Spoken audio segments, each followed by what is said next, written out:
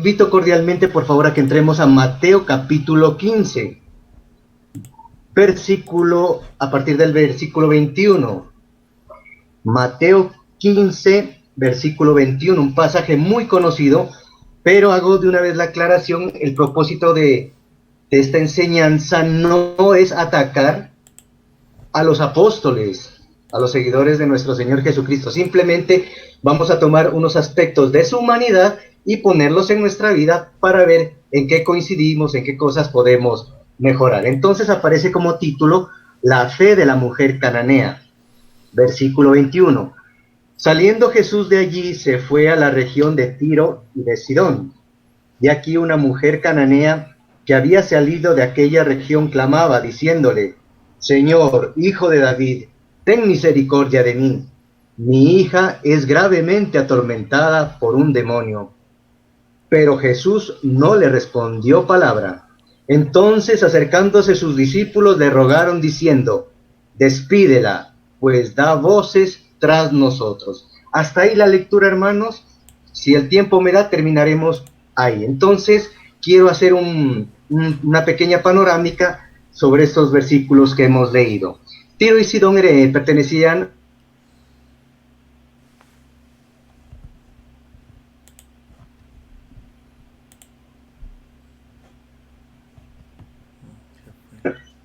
en contraste pues con el pueblo judío, que solo conoce y adora a un solo Dios único y verdadero.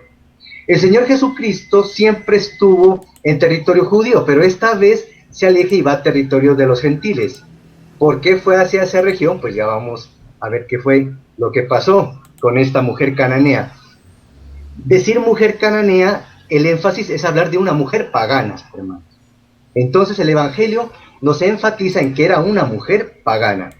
Miren que esta mujer, dice, cananea, que había salido de aquella región, en el versículo 22 dice: Señor, hijo de David.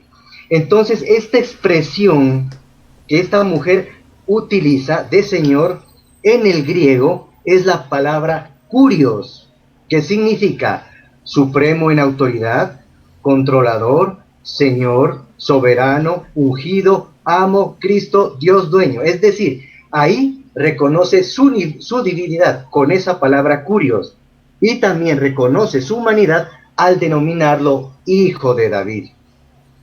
Esta mujer, a pesar de ser pagana, en ese instante dejó su idolatría, no acude a sus ídolos, sino que va directamente al Señor Jesucristo.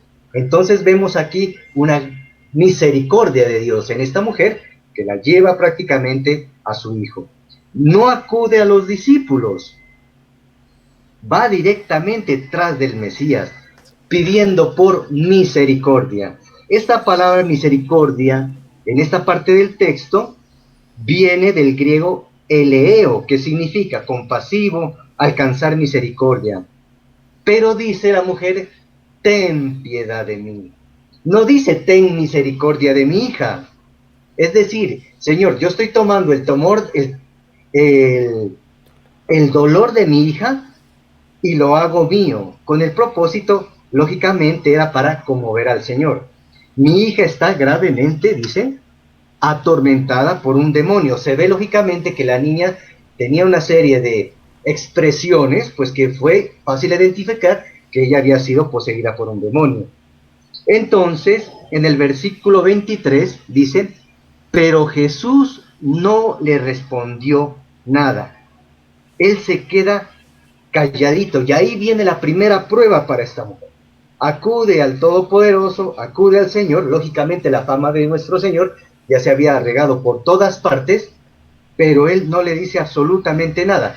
No quería contradecir lo que dice Mateo capítulo 10.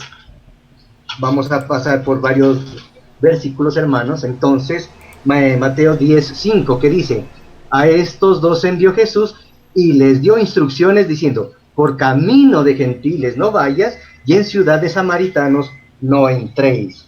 Entonces aquí hay una primera reflexión.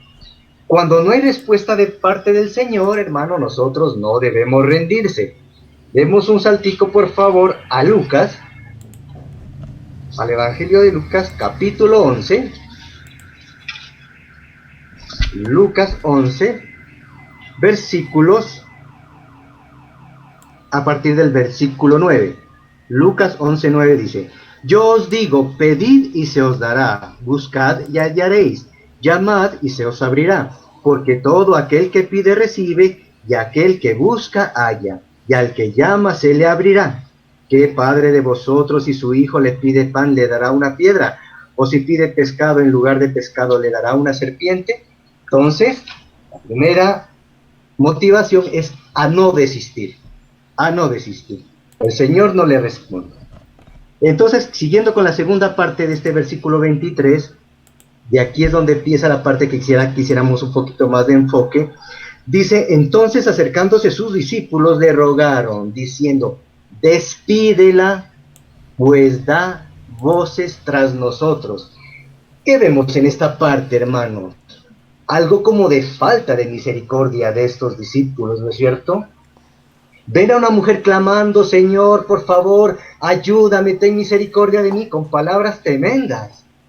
Pero los discípulos, ninguno se pone en el puesto de ella a colocarse a su lado, acercarse al Mesías y decirle: Señor, es verdad, esta es una mujer pagana, pero la vemos sufrir. Por favor, ayúdala, no, despídela. Y esa palabra despídela viene del griego apolúo, y esa palabra significa dejar morir, repudiar, es decir: Señor, a nosotros eso no nos importa, esta mujer, esta es pagana, que se vaya, que se muera la hija, despáchala de aquí. No se ve a ninguno de sus discípulos acudiendo por misericordia.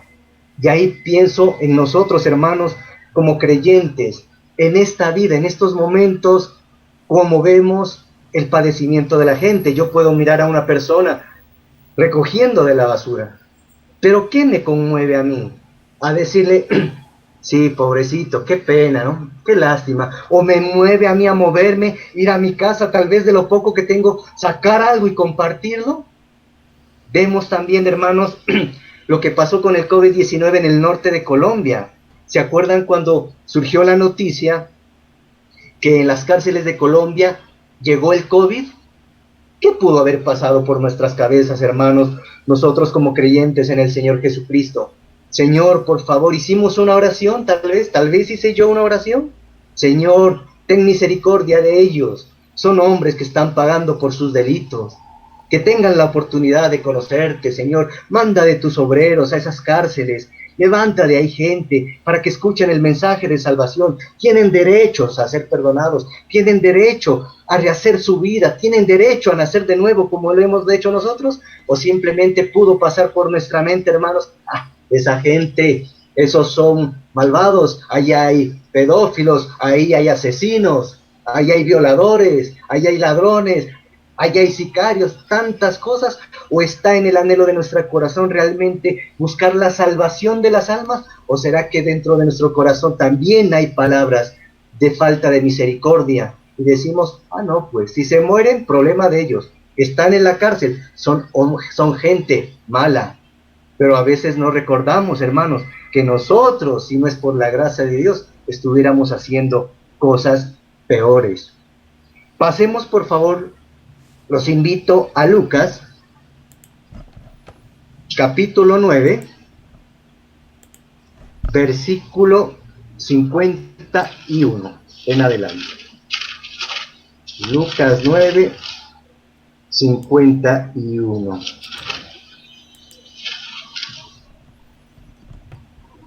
Dice Lucas 9:51: Jesús reprende a Jacobo y a Juan.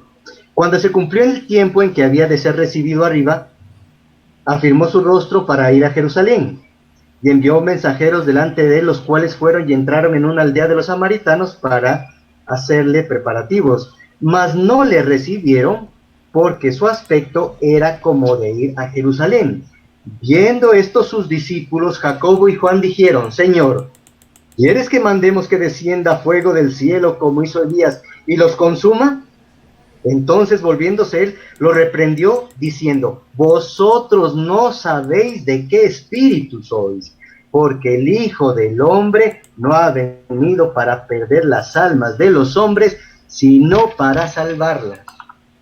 Hermanos, vemos aquí a los discípulos de nuestro Señor Jesucristo dispuestos a orar con una fe tremenda y mandemos fuego pues por esa ciudad, que se acaben todos, que se mueran todos, que no quede ninguno de esos que no te recibieron, Señor, faltos de misericordia. Pero el Señor dice, mira de qué espíritu eres, mira el espíritu que tienes dentro. Nosotros, hermanos, no podemos actuar en una forma que niegue que dentro de nosotros mora el Espíritu Santo. Soy consciente, hermano, al escuchar las noticias, al ver tantas cosas que pasa en nuestro país, el derramamiento de sangre tan terrible, de matanzas, todo eso, pero no podemos tener una actitud de que venga juicio sobre esa gente sin que conozcan la gracia de Dios, la buena noticia que nuestro Señor Jesucristo quiere que todo el mundo la conozca. Entonces podemos ver ahí, hermanos, cómo estos apreciados discípulos estaban dispuestos a fulminar con todo. Los invito a Juan, hermanos, por favor. Capítulo 8.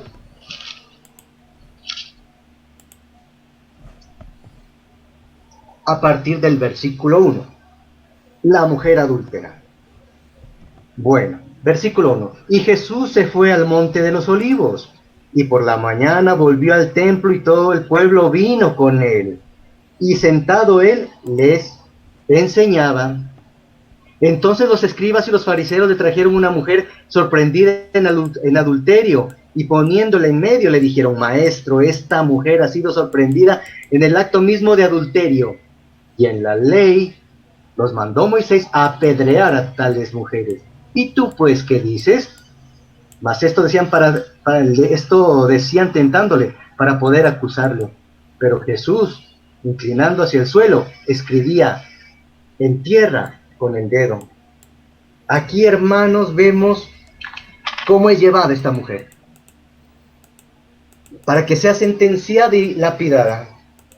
Había la gente, estaban ahí los discípulos, pero en el momento en que él se agacha a escribir en tierra, ¿por qué no se acercó uno de sus discípulos o uno de sus seguidores y a decirle, Señor, por favor, ten misericordia de esta mujer?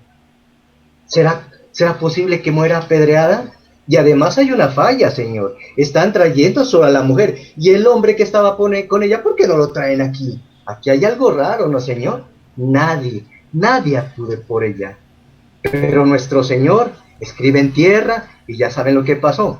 Cuando a la gente se levanta, y que esté libre de pecado, que le tire la primera piedra. Nadie, absolutamente nadie, acude en ayuda de esta mujer. Vamos a Mateo 26, hermanos. Estamos viendo varios pasajes donde han sucedido cosas interesantes. Mateo 26, del versículo del 6 al 8. Y estando Jesús en Betania, en casa de Simón el leproso, vino a él una mujer con un vaso de alabastro de perfume de gran precio, lo derramó sobre la cabeza de él, estando sentado a la mesa. Al ver esto, los discípulos se enojaron, diciendo, ¿para qué este desperdicio? Hermanos, vemos aquí una mujer que llega a la casa de Simón el leproso, se humilla ante el Señor, se postra ante el Señor, empieza a besar sus pies, llora, se la ve en una actitud de arrepentimiento tremenda. Los discípulos se enojan. ¿Y esta qué está haciendo? ¿Qué está haciendo aquí esta? A los pies del Mesías. Y más encima saca un frasco y un perfume costosísimo y lo unge al Señor, se lo vacía al Señor. Hombre, esa plata debió haberse pagado, de vendido eso, recoger todo ese dinero y démosle a los pobres. Y se acuerdan en otro pasaje de la Biblia que nos muestra como alguien dice por ahí, si el Señor supiera quién es esta. Es decir, unos esperando que reconociera, tú eres una pecadora, estás doblada, estás inclinada a mis pies, estás postrada ante mis pies, te voy a dar una patada, te voy a coger de los cabellos y te voy a sacar a la calle, pecadora. No, hermanos, mientras estaba la mujer, no, los discípulos se enojan. Nadie clama ante ella, nadie va ante esta mujer y le dice, Señor, se la ve arrepentida, Señor, se la ve doliente, se le ve un dolor intenso en su vida. Por favor, nadie, pero Cristo, solo Cristo, Él tenía el verdadero amor. Nadie tenía el amor de nuestro Señor Jesucristo. Hermanos, vamos a Lucas 22. Versículo 39. Para ver qué pasó aquí. Lucas 22, versículo 39. Y saliendo se fue como solía al monte de los olivos, y sus discípulos también le siguieron. Cuando llegó a aquel lugar les dijo: orad, que no entréis en tentación. Y él se apartó de ellos a distancia como de tiro de piedra, y puesto de rodillas oró diciendo: Padre, si quieres, pasa de mí esta copa, pero que no se haga mi voluntad sino la tuya.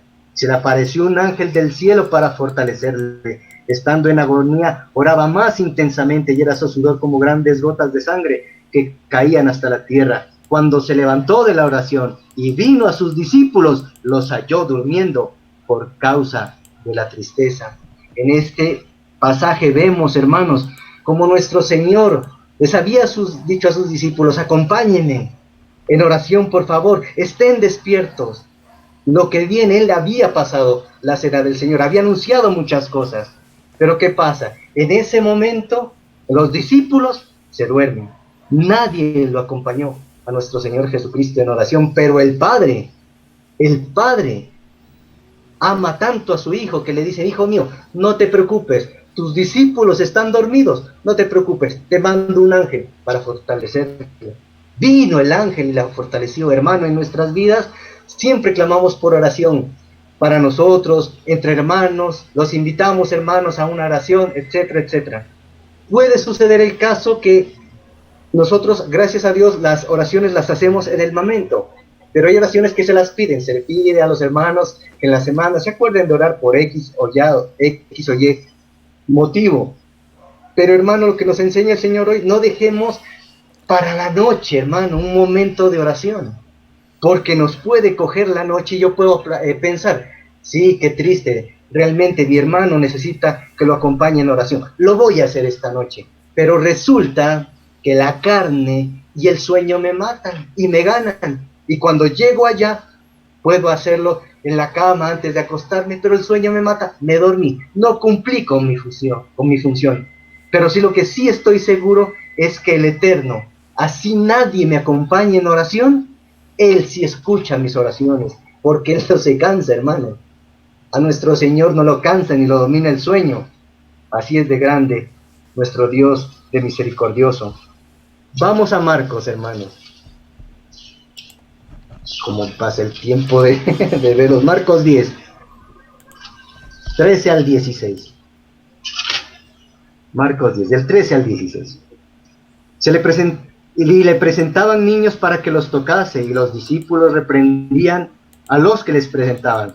Viendo Jesús, se indignó y les dijo: dejad a los niños que vengan a mí, no se les impidáis, y se lo impidáis, porque de tales es el reino de los cielos, hermano. Los discípulos impidiendo que los niños se acerquen al Señor Jesucristo.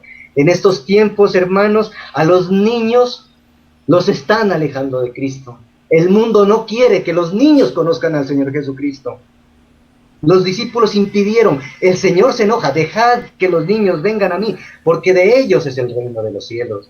Hermanos, con la televisión, en la escuela, a los niños son víctimas de ser alejados del Mesías. Por eso los padres tienen una responsabilidad bien grande de educar y llevar a sus hijos hacia el Mesías.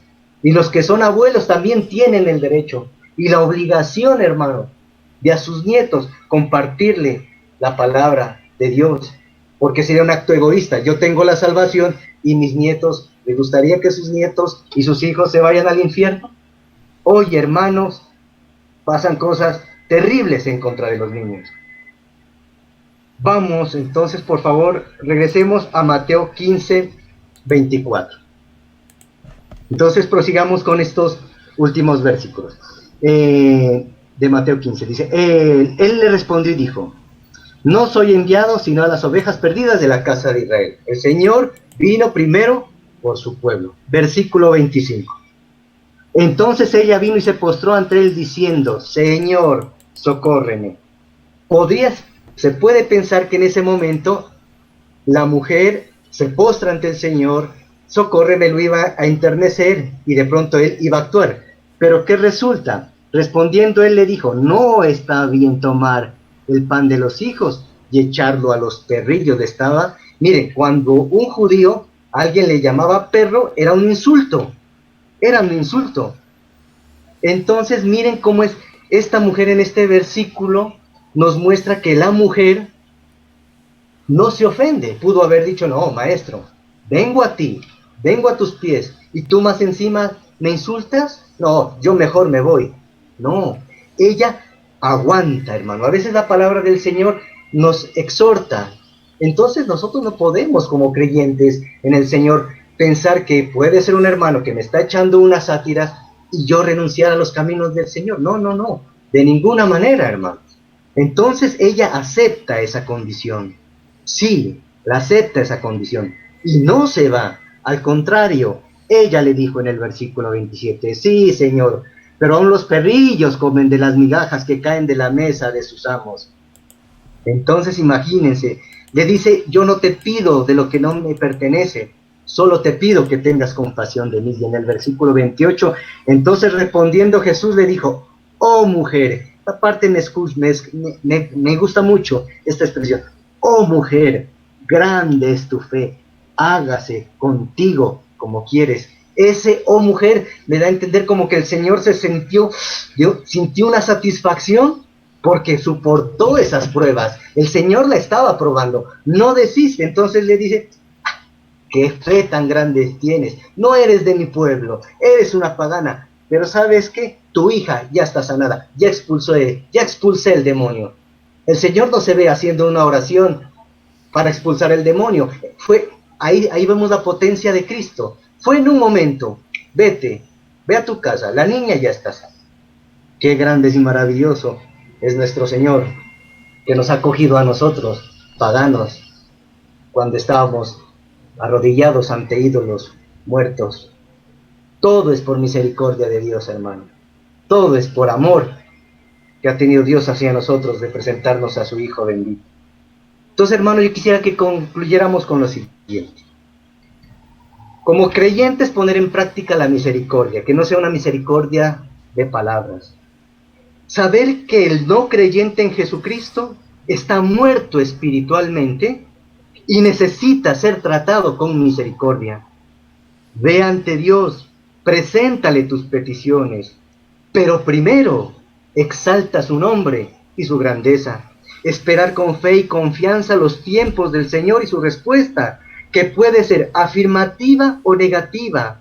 Solo Él sabe lo que más nos conviene. No acudas a sus discípulos, a sus apóstoles, ni a sus ángeles, ni a sus santos. Acude directamente ante Jesucristo bendito.